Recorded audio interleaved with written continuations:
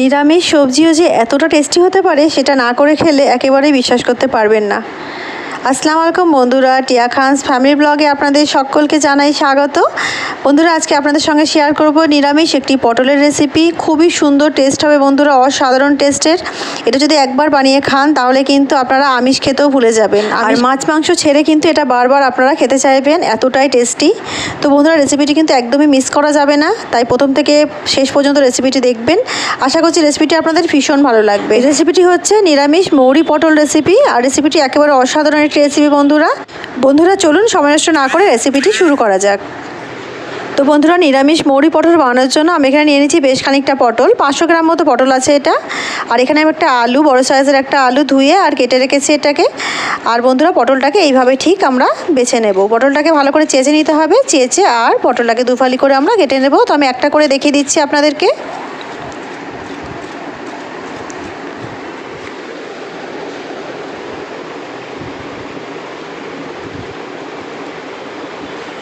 তো এইভাবে পটলটাকে কেটে নিতে হবে। তো সব কটা পটল আমি এইভাবেই কেটে নেব বন্ধুরা। তো ফিরে আসি পটলগুলো কেটে নেওয়ার পর। তো বন্ধুরা দেখুন, এখানে আমি আলু পটল সব কটাকে কিন্তু সুন্দর করে কেটে বেছে ধুয়ে নিয়েছি একেবারে। এর মধ্যে নুন আর হলুদ মাখিয়ে নেব।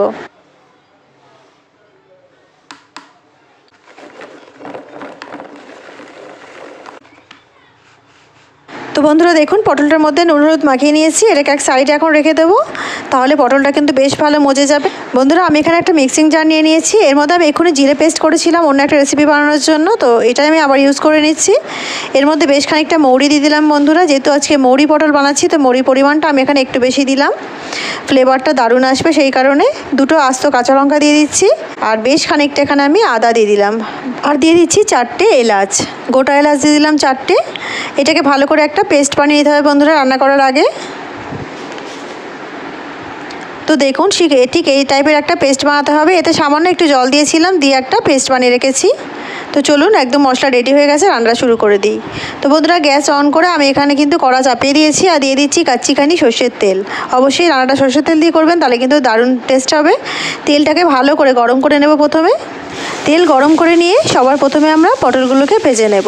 আমি সব পটল এখানে একসঙ্গেই ভাজছি বন্ধুরা, আপনারা কিন্তু অল্প অল্প করেও ভাজতে পারেন। আর আমি তেলটা কিন্তু একইবারে নিয়ে নিয়েছি, কারণ ভাজাগুলোর পরে কিন্তু আমি এখানে এই তেলেই রান্নাটা করব, সেই কারণে আপনারা চাইলে তেলটা কিন্তু দুবারও ইউজ করতে পারেন।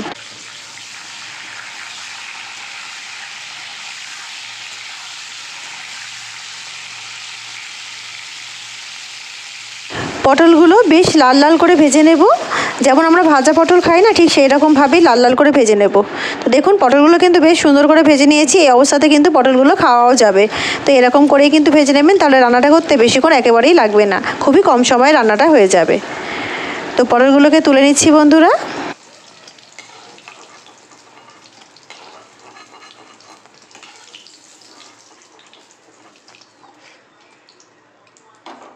পটলগুলো তুলে নিয়েছি বন্ধুরা। এই তেলের মধ্যে আমি আলুগুলোকেও কিন্তু ফ্রাই করে নেব। এই একইভাবে আলুগুলোকেও লাল লাল করে সুন্দর করে ফ্রাই করে আমরা তুলে নেব।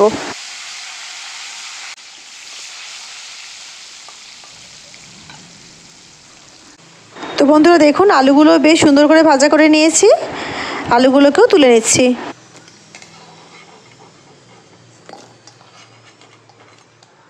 এই যে অবশিষ্ট তেলটা, এটাকে আমরা ইউজ করছি বন্ধুরা। এর মধ্যে আমি একটু গোটা জিরে ফোড়ন দিয়ে দিলাম বন্ধুরা। এবারে এর মধ্যে বাটা মশলাটা দিয়ে দেবো, আর বাটা মশলাটা বাটিটা ধুয়ে একটু জলও দিয়ে দেবো অল্প করে, কারণ বাটির মধ্যে কিন্তু অনেকটা মশলা লেগে থাকে, সেই কারণে কিন্তু কোনো মশলা আমরা ওয়েস্ট করব না।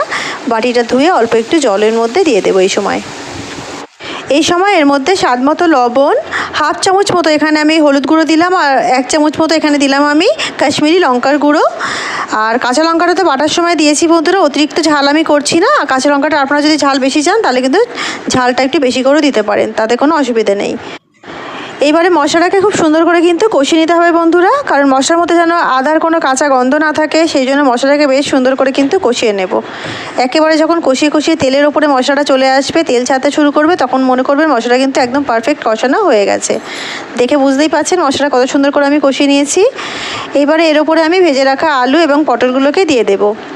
আলু এবং পটলগুলো দিয়েও কিন্তু মশলাকে বেশ সুন্দর করে আরও 2 মিনিট মতো এটার সাথে কষিয়ে নিতে হবে বন্ধুরা, যাতে সবজির মধ্যেও মশলাগুলো সুন্দরভাবে অ্যাবজর্ব হয়ে যায়। 2 মিনিট রেখে কষিয়ে নেব আমরা আগে।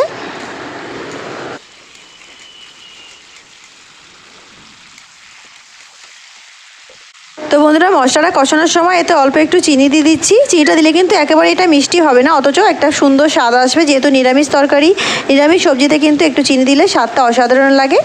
চিনিটা মিশিয়ে নেব ভালো করে। চিনিটা ভালো করে মিশিয়ে নিয়ে তারপরে এর মধ্যে আমি অ্যাড করব 1 কাপ দুধ। তো অবশ্যই ভালো কোয়ালিটির দুধ এখানে অ্যাড করবেন বন্ধুরা। দুধটা কিন্তু রুম টেম্পারেচারে আছে। আমি এটাকে ফুটিয়ে তারপরে এটাকে ঠান্ডা করে রেখেছিলাম। একেবারেই ঘন দুধ ইউজ করবেন বন্ধুরা। আমি এখানে আমল গোল্ড ইউজ করছি, খুবই ঘন দুধ, ভালো দুধ, এটা আপনারা সবাই জানেন। তো এটা ইউজ করবেন। আর দুধটা দেওয়ার পরে বন্ধুরা রান্নার টেক্সচার কিন্তু একেবারে চেঞ্জ হয়ে যাবে।